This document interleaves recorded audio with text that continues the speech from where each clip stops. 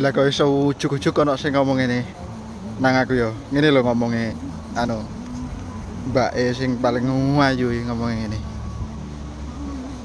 Sampean karo ayangku sik nggih yantengan ayangku, tampanan ayangku ngono. Padahal aku sing ngomong ketingane lek aku sing paling ganteng dhewe. Lah kok malah nginbok aku ya ngene ku mang. Sampeyan aja sok kegantengan ngono Mas. Sampeyan sik gantengan ayangku tangeh nek ngomong. Padahal aku wis bolak-balik ngomong lho sing paling tampan nilainya aku wis ora ana lho iki. Lah iki yo. Sik anu tak didai neh sing wong tampan-tampan tok iki. Iki lho.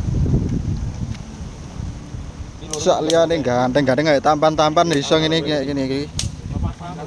Ora mek ganteng tok lek Dik. Ngene iki. Babang paling tampan. Iki lho.